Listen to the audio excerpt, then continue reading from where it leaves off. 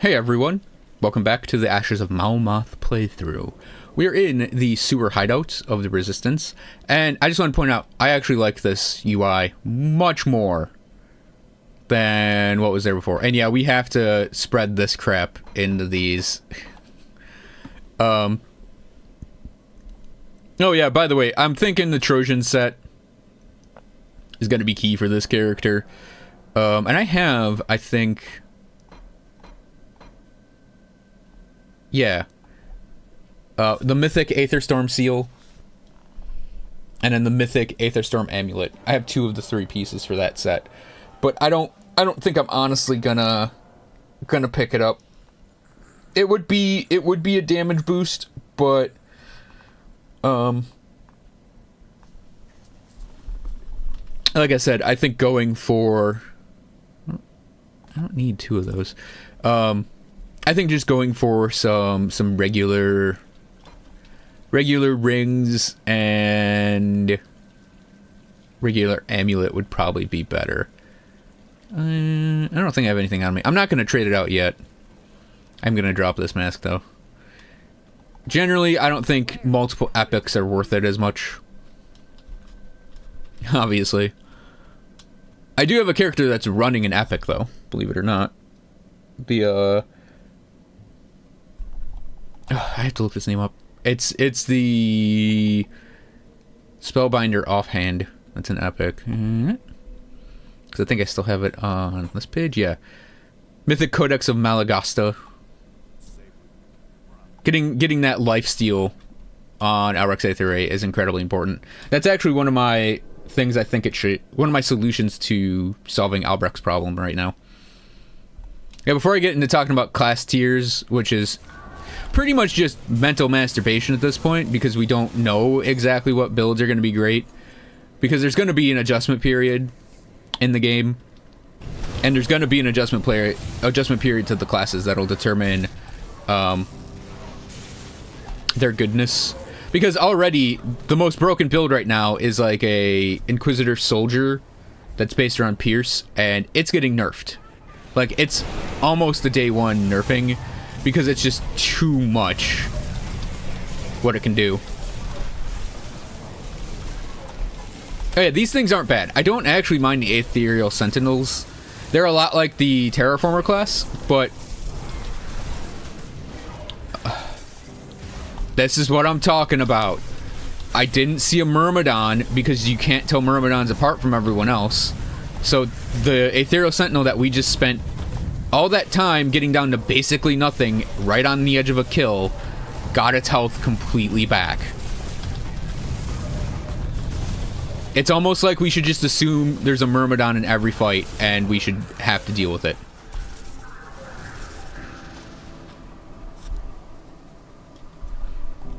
But anyways, before I get to the tier list, Albrecht's, I think it's... I would say there are 3 sections to it. The first is giving it weapon damage and or lifesteal. So you can actually sustain with it. Like you can with, well, pretty much everything now, because Panetti's is getting both of those. Calidor's has always had access to that.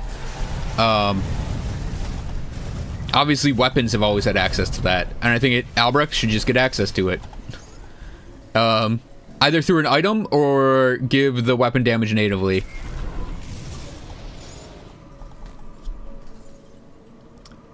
The second thing is it needs more damage, and I would either say just a straight up Albrecht's Aether Ray buff to give it more damage.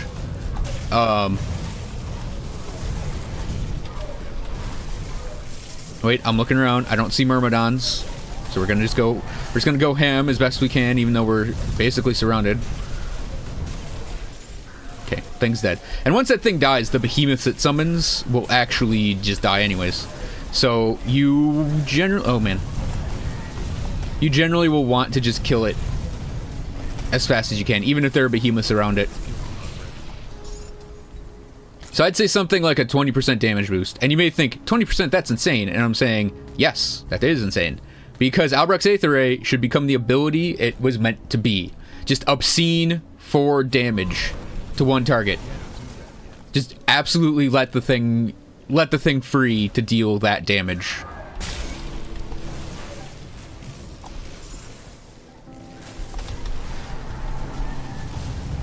So we have our Time Warped guy here. Time Warped, I believe they have an aura on them that does something. I don't think you did... oh yeah, we did nullify it. So you can nullify it. I think it's maybe a speed aura that reduces your speed or something. They also throw down those like little sigils, like you get off of Time Flux Band and whatnot.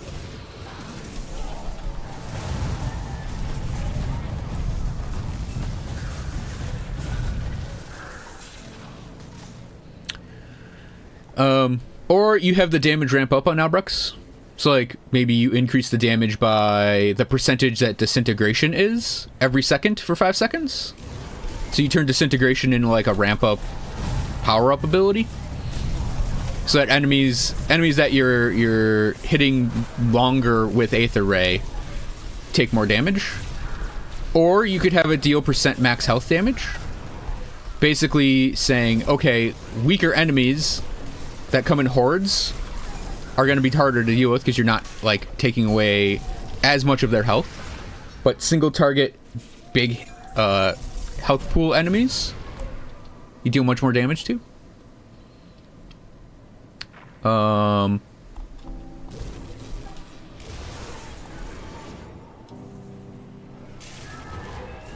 Or you add on health reduction to disintegration.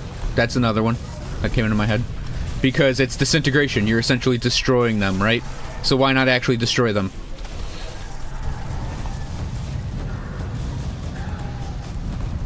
I understand why it has vitality damage, but I think it specifically says something about, yeah, disintegrate all, like, you're not actually disintegrating with it.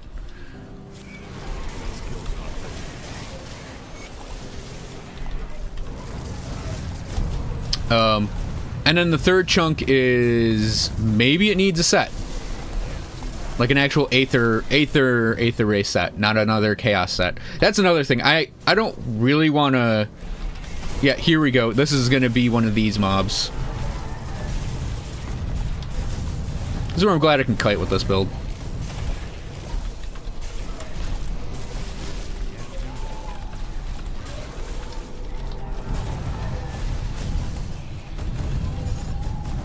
Or the Sorcerer just needs a set that isn't Calidor's based.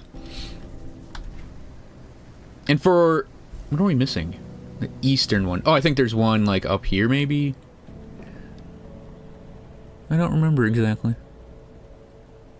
It might be, like, right there. Let's go back up. I do want to get some Malmouth quests done.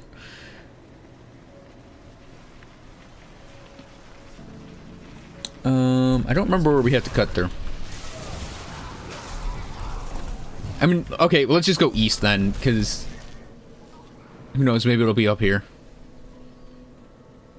I don't have this place as memorized as I do the other games. Yeah, so there's your Myrmidon, right? You can tell because of the sphere. But sometimes you can't actually notice it. And we need to get up there, and it's going to be hard to get up there, because whatever gets in our way might get healed up. But you see, it's just the sphere that defines them as a Myrmidon. It makes them really hard for me to see, at least. Anyways, because this is our bridge quest.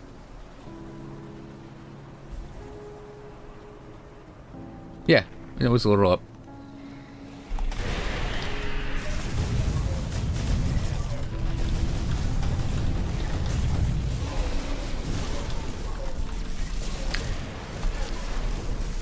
And the thing that the Sorcerer needs is sustain, to me.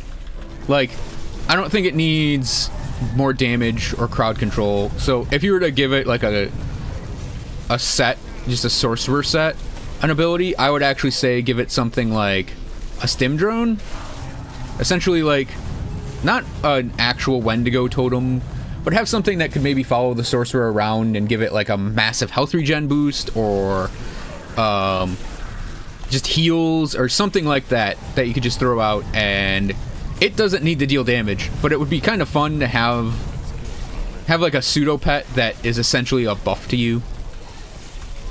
Either that or Albrecht's Aether Ray, the Aether version. I have to emphasize that because I think the Chaos version supported enough. Should get a set that lets it pierce. 4-set bonus, Albrecht's Aether Ray now pierces.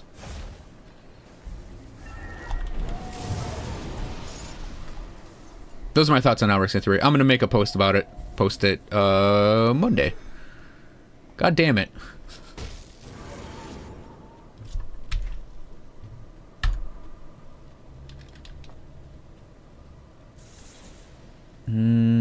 Okay, there's a door right here.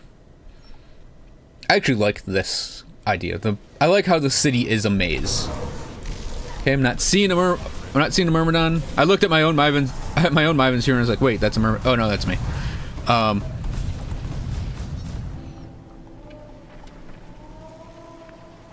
Okay. I wonder if I could have reached that from the bridge. Who knows. So anyways,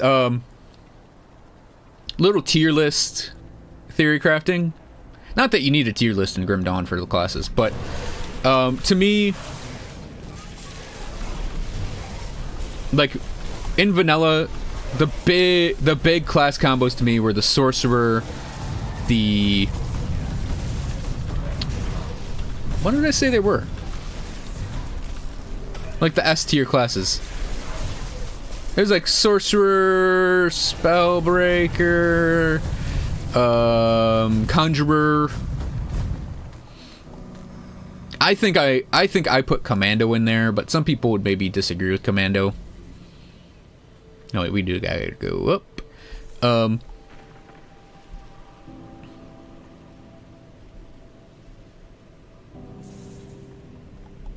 Yeah. Okay, pathing is a little weird here is the only thing. But I genuinely like the design of the place. I just don't like the population.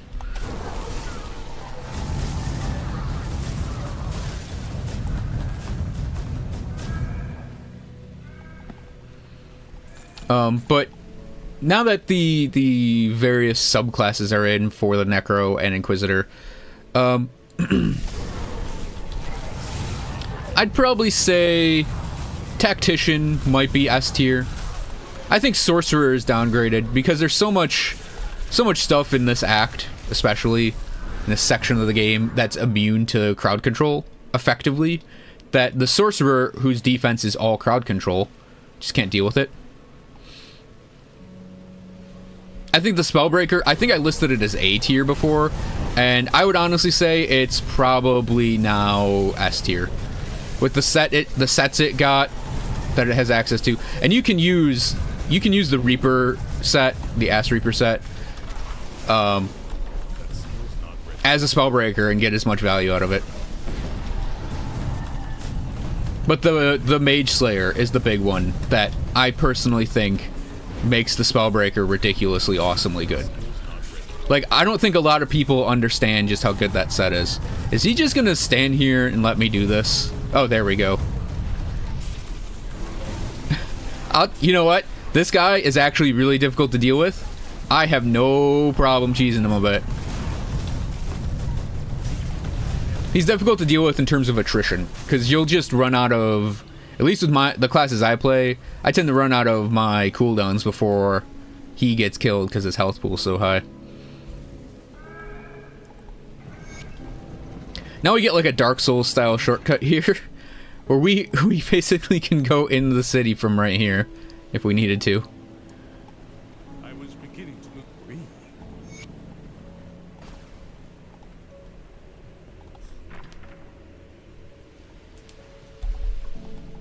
Well, you weren't lying. I had you. Yeah, so what I mean is having 10k frostburn per tick of Veil of Shadow is kind of obscenely ridiculously good.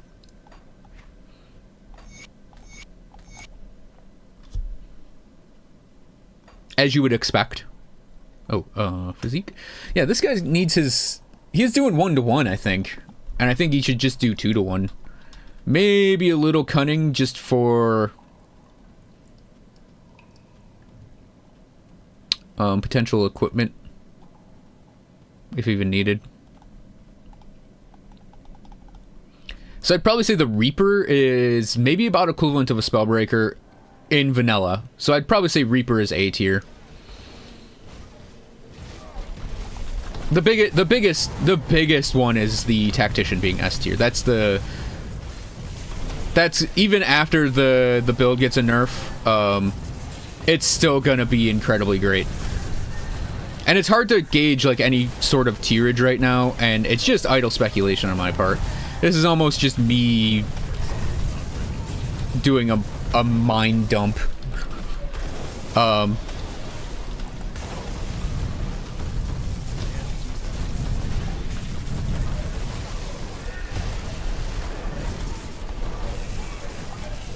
Okay, let's do that. I just want to like use these stairs to my advantage.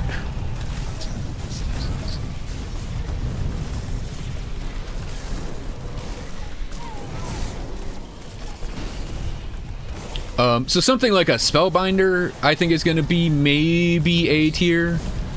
Spellbinder's got some really nice tricks going on, and it's got a lot of build diversity, in my opinion. I mean, I'm running a hybrid version, so it's like, whoa, that was a little lag.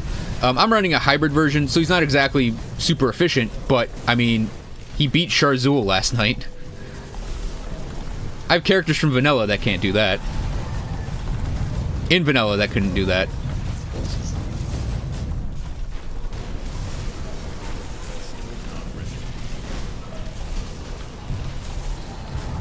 Yeah, gotta love Titans, right? Gotta love how they have like a cannon, right?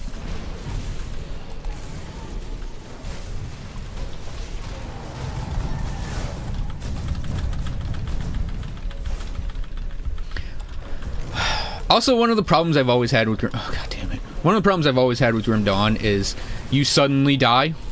I'm sure a lot of people have had that problem, where just because you can be crit, if you don't have like exactly the right amount of DA, you can get just murdered outright. I'm dead right here. I can already tell you. I can't get back because this guy's just gonna block me. So I'm either dead or I have to kill him. Oh, I'm not dead. Maybe. Because I ran up here like an idiot.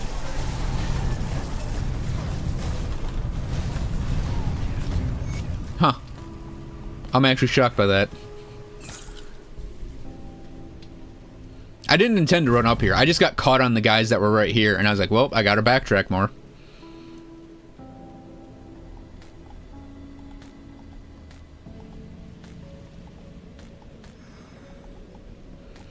So this is essentially the end game hub. There you are. Creep while discussing the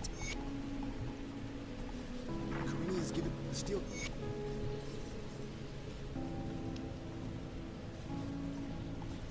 Yeah, on Asteria, if you complete all our quests, she'll be here. Ogre will hang out right here.